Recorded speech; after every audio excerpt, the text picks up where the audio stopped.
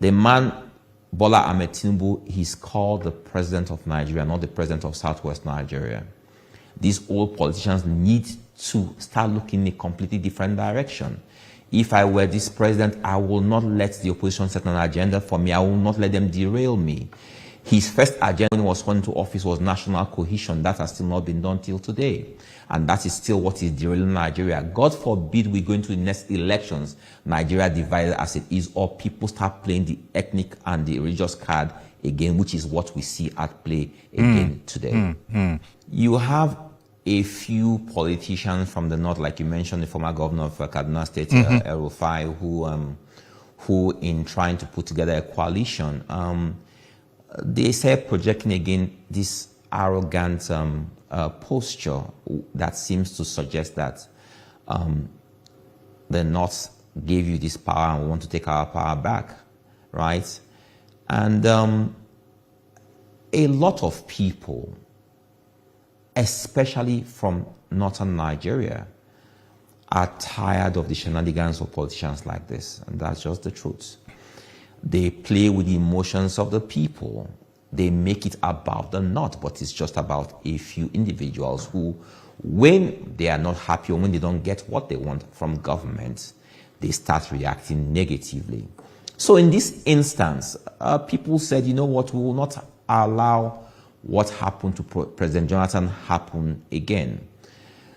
President Buhari enjoyed 8 years of power, 8 years as president of Nigeria. And as 8 years, when major political parties went against President Buhari, they were people from his part of the country. So based on the old order of politics that these people practice, it was the turn of the North. Now, Nigerians seem to believe that this clique of northern politicians believe, no, you know what? 2 years is too much. We cannot chance. We made a mistake in letting power go back to the South, and we must take power back. And so people from all parts of Nigeria are upset and say, we will not let these people do this to us again. And that's why you see, I mean, you will see more to come. That's why you see politicians from northern Nigeria, southern Nigeria, coming together to say, you know what, no matter what happens, the way the North defended President Buhari, in spite of his less than stellar, in spite of his weak, in spite of his non-performance, northern Nigeria didn't speak up. They let him destroy the economy of Nigeria, destroy our fabric as a people.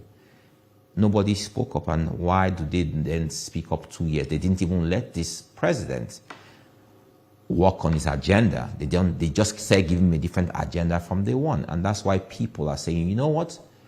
Everyone, I'm seeing northern politicians from the north saying we are with the president.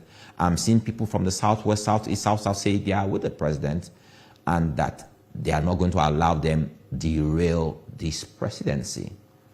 It makes sense, because if we go by the old order of politics, this is taken to be the turn of the North. So if you want to build a coalition, if you want to build a coalition to say you want to take on President Bola Ahmed Tinubu, from the get-go, the sponsors of this coalition should make clear to all Nigerians that they believe is the turn of southern Nigeria, that they will build a coalition led, fronted by a southerner to take on a southern president.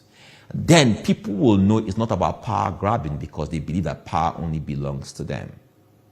That's what they should do, but they will never do this. The president must not let himself get dragged into 2027. I mean, we play God as politicians. No man has control over life or death. No one knows tomorrow. But the way we speak as politicians, you begin to wonder if these people have discovered the secret of life. I don't know if they have. But the president must deal with the issues we're facing in Nigeria. We have an economic crisis. We have security issues. We have issues of youth unemployment. We have issues of national cohesion. We have a lot of issues, you know. And whilst they are doing a yeoman's job in trying to tackle the security issues, these politicians are still sponsoring terrorists, mercenaries into our country to try and break up this country, to try and make this country look unstructured, or make the president look like he's incapacitated.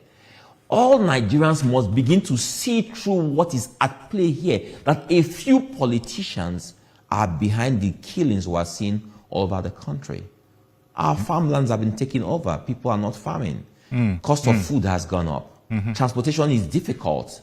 Kidnappings are happening every day, all sponsored by a few politicians.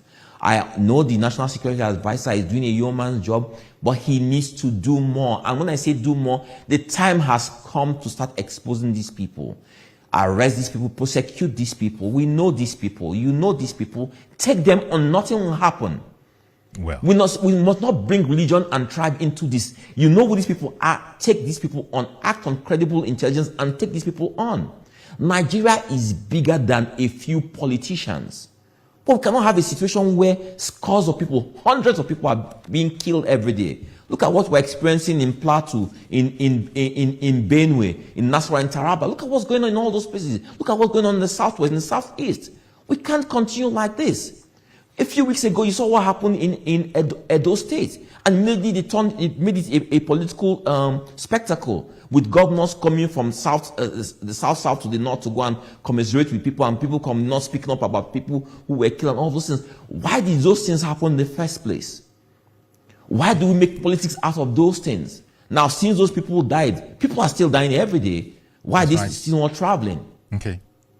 Well, why are they not going from place to place? People are still being killed in Edo State every day. In Delta State, every day. In Kaduna, in Kano, in Kebbi, in Jigawa, in Sokoto. People are being killed every day. Why are the governors not still traveling? So we have a bunch of incompetent politicians presiding over us and playing politics with the lives of ordinary Nigerians. Indeed. And this is what we must speak about. But Nigerians must also understand this. This hate affair we have with our president that's gone unabated since the elections must come to an end. Okay. I tell you this, anybody who has the best interest of Nigeria at heart must not look at his president, the president of a country is from, in this manner, in the light we continue to deal with our president.